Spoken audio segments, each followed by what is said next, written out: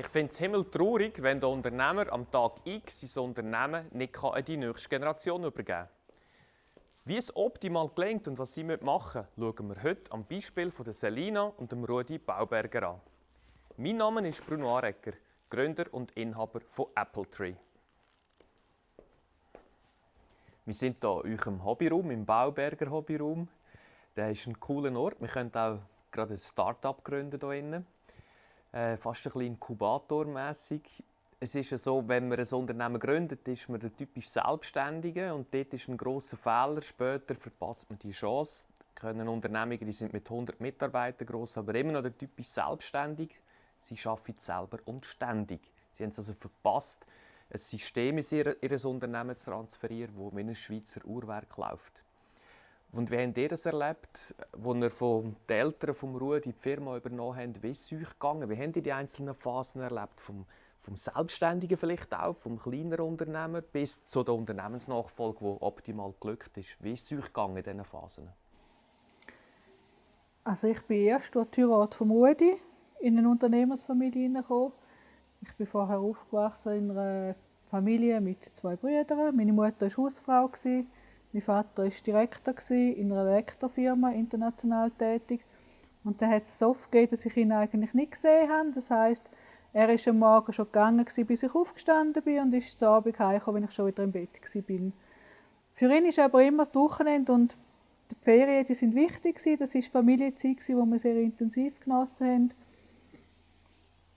Und von dem her ist das eine gute Kindheit gewesen.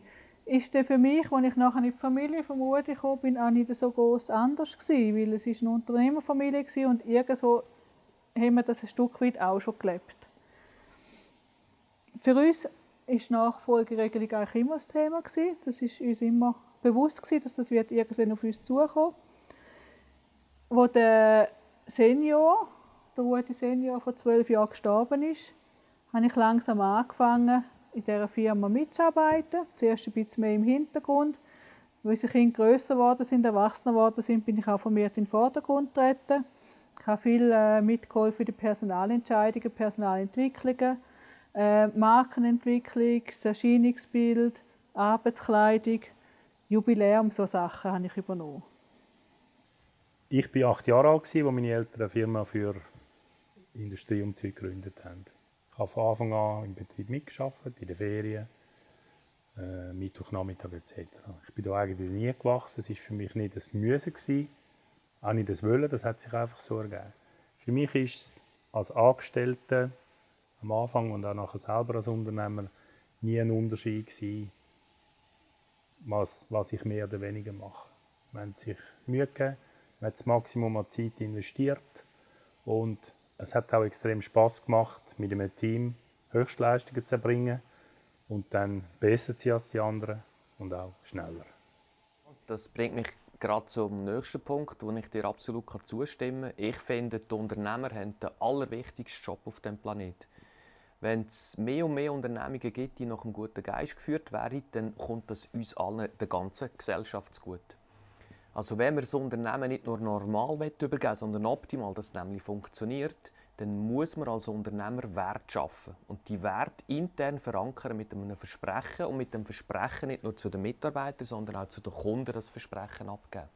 Und dann ist man auch entbehrlich, das heisst, man kann mal von der Firma weggehen und sie funktioniert gleich weiter.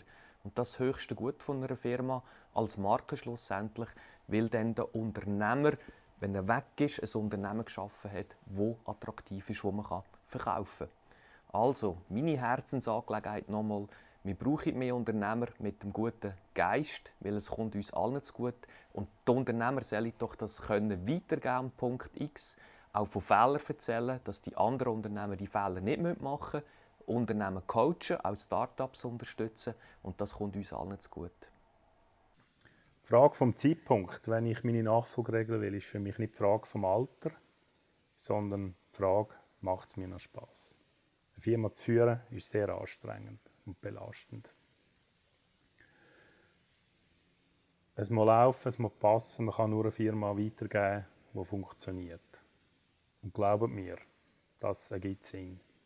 Wenn man eine starke Marke hat und über die ganze Zeit geschaut hat, dass man authentisch ist und alles funktioniert. Man geht ja auch nicht hin und putzt 50 Jahre die Zähne nicht und dann geht man auf die Brutschau und putzt 2 Monate ohne Unterbruch die Zähne. Funktioniert nicht. Das Bild finde ich sensationell und das erzähle ich auch viel unseren Kunden, weil das leuchtet dann definitiv ein. Oder wenn man mich fragt, wann ist der ideale Zeitpunkt, dann sage ich, zwischen 5 und 10 Jahren wäre optimal. Und dann kommt oft das Gegenargument, ja, aber ich bin ja noch fit, ich muss noch nicht schauen. Und das finde ich denkbar schlecht, weil am Tag X, wenn ich verkaufen will, muss ich schon am ersten Tag bei der Firmengründung an meinen potenziellen Nachfolger denken. Das heisst, auch wenn ich heute die Firma gründe und erst in 20 oder 30 Jahren verkaufe, heute schon das Unternehmen mit Nutzen aufladen und immer an potenziellen Nachfolger denken. Meine Mitarbeiter hingegen, die denken nur an Normalkunden und den Nutzen im Kunden transportieren. Ich aber schon an potenziellen Nachfolger. Und dann muss ich eben nicht am Schluss noch stundenweise Zähne putzen, dass dann, oder ich das Gefühl habe, die Braut will mich dann. Oder? Das ist eben genau so ein Blödsinn und darum ein schönes Bild. Es ist einfach immens wichtig, dass man eine Nachfolgeregelung frühzeitig plant. Das darf man nicht vergessen. Es ist ja so, dass bis ins Jahr 2022 500.000 KMUs ein Generationenwechsel bevorsteht. Und allein bis Ende 2019 sollten 100.000 KMUs sich mit dem Generationenwechsel befassen. Ob das bei allen ein Thema ist, steht in den Sternen geschrieben. Für uns war die Nachfolgeregelung wichtig und wir haben sie vor 2 Jahren erfolgreich erledigen. Wir waren ein Familienunternehmen, zweite Generation geführt, 40 Jahre alt. Es ist für uns ganz wichtig, die verschiedenen Aspekte anzuschauen. Wieso wollen wir das jetzt machen? Wir haben beschlossen, dass für einen neuen Besitzer eine Zukunft immens wichtig ist, die er jetzt planen kann. Das soll er machen, nicht mehr wir. Wir hatten langjährige Mitarbeiter, die einen grossen Erfahrungsschatz hatten. Und wir haben einen positiven Geschäftsverlauf, gefüllte Auftragsbücher und es sieht gut aus für die Zukunft. Und gerade aus diesen Gründen helfen wir gerne mit unserer Erfahrung, weil es ist ein langer und sehr emotionaler Weg und auch ganz ein aufwendiger. Eine Familie- oder firmeninterne Nachfolge ist für uns nicht in Frage gestanden. Wir haben immer wieder mal Angebote von Schweizer Investoren oder von anderen Marktbegleitern. Auch ausländische Investoren haben uns angefragt. Das haben wir nicht wollen. Für uns hat es dann ein paar Kriterien gegeben, die uns ganz wichtig sind, um den richtigen Käufer zu finden. Das war die Sicherung der Arbeitsplätze. Der Standort war uns wichtig, dass die Leute auch weiterhin am gleichen Ort arbeiten können. Und es musste eine solvente Schweizer Firma sein. Dann mussten sie auch die Branche kennen, was ganz wichtig war. Und es durfte kein Investor sein. Auf diese Sachen haben wir Wert gelegt und das hat uns nachher geholfen, den richtigen Käufer zu finden. In meinem Testament war schon seit langem fixiert, an welche Firmen, die Familie, die Frau soll hingehen, wenn mir etwas passieren würde. Wo haben wir da Wert darauf gelegt? Nicht, dass die einen möglichst hohen Preis zahlen können, sondern was nehmen wir an, wie gehen die nachher mit den Mitarbeitern um, wie gehen die Werte weiterbehalten. Nachdem wir familienintern entschieden haben, dass wir das extern verkaufen wollen, sind wir in dem Sinn auf die Suche gegangen, haben die nötigen Vorbereitungen getroffen. Das haben wir zusammen mit der Treuhandfirma realisiert und haben nachher so den Verkauf abgewickelt. Uns war bewusst, wenn man eine Familienfirma verkauft, hast du nachher auch nichts mehr zu sagen. Wir sind aber davon ausgegangen, dass der Name, das ist auch unser Name von der Familie, weiterbehalten wird, weil das sehr eine starke Schweizer Marke ist. Und die starke Schweizer Marke bildet eben genau Vertrauen und das ist enorm wichtig, weil das Vertrauen ist das höchste Gut. Und wenn ich wenig Vertrauen habe, habe ich wenig Auswahl überhaupt, um die Firma zu verkaufen. Wir sind soziale Wesen und wir sehen uns Menschen alle nach ähnlichen Menschen, die ähnlich gestrickt sind wie wir selber. Also muss ich mit meinem Unternehmen klare Werte schaffen, idealerweise das Unternehmen reduzieren bis auf 3 Wörter. Das sind die 3 Werte. Und mit diesen 3 Werten kann ich die ganze Firma vorstellen. Und mit diesen 3 Werten kann ich auch ein Versprechen bilden. Und das Versprechen gilt auch für den potenziellen Nachfolger. Und dann geht sehr schnell das Kopfkino los, wenn das Versprechen sogar noch auf die 3 Wörter reduziert ist und in einem Claim endet. Wir haben mit euch den Apple Tree-Prozess gemacht. Und daraus ist dann unter anderem der Claim gekommen, so reisen Fabriken. Also so reisen Fabriken. Man sieht gerade Bilder im Kopf abgehen. Und das ist dann sehr, sehr wertvoll, weil genau das macht Marken, das Unternehmen, Personen unabhängig, stark und der potenzielle Nachfolger kann sich mit dem verbinden und weiss, er kommt etwas über, das zukunftsträchtig ist, das zu ihm seinem Herzen passt und wo er arbeiten damit. Und das ist zum Wohle der ganzen Gesellschaft und so Firmen werden gekauft und das macht Spass. Ich sehe relativ viel und höre viel in den letzten 20 Jahren, was die Unternehmen das Gefühl haben, was sie für einen Wert haben in ihrer Firma. Fakt ist aber, dort, wo die Personenabhängigkeit besteht, ist der Wert eher tief. Man kann so als Faustformel sagen, vielleicht EBITDA mal 4 bis 6, aber das ist auch wieder von jeder Branche zu Branche anders und muss mit Vorsicht genießen sein. Auf jeden Fall ist dort, wo der Unternehmer klare Werte geschaffen hat, emotionale Werte, das Unternehmen hoch verdichtet hat auf 3 Wörter, dort schafft er eher auch Personenunabhängigkeit zu schaffen und daraus dann auch einen monetären, hohen Wert für das Unternehmen zu schaffen, wo der potenzielle Nachfolger auch gerne kaufen und in Zukunft sieht und auch bereit ist zu investieren. Wie bestimmen wir den Wert für unsere Firma? Das ist eine gute Frage und auch ein heikles Thema. Vor allem, wenn Immobilien im Spiel sind. Ich denke da auch Maschinenwert, Fahrzeuge, Verpflichtungen. Grundsätzlich aus unserer Sicht ist der Verkaufspreis für den Käufer, also der kauft, immer zu hoch und für den, der verkauft, immer zu wenig. Da kann man ewig diskutieren. Wir sind der Meinung, da muss man einen Kompromiss finden oder man lässt es einfach sein. Und wenn man wie in unserem Fall noch nicht 65 ist, sondern jünger, hat man keinen Druck und kann die Zeit nutzen. Also mit der nötigen Geduld lässt sich alles regeln. Das ist das, was wir wirklich empfehlen. Ein schuldenfreies Familienunternehmen zu verkaufen, ist einfach nicht einfach. Aber wir haben es geschafft. Wir haben gewusst, wenn wir wenig Aufsehen erregen wollen, dann müssen wir direkt unseren Wunschkäufer ansprechen. Und wir haben nur eine Chance, um das hinter den Kulissen abwickeln. Weil je mehr Leute das von dem wissen, umso schwieriger wird es für die Mitarbeiter, aber auch für unsere Kunden.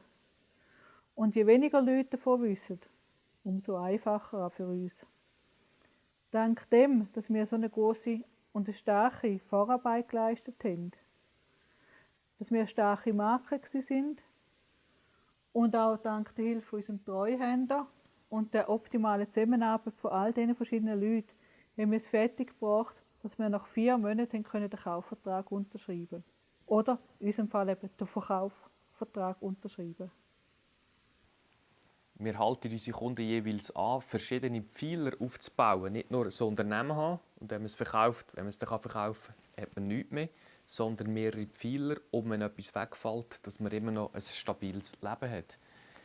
Euch geht es gut, ihr habt jetzt mehr Zeit und mehr Geld. Geht es euch jetzt noch besser als vorher, Rudi? Also ich muss sagen, mir geht es ausgezeichnet in dem neuen Lebensabschnitt.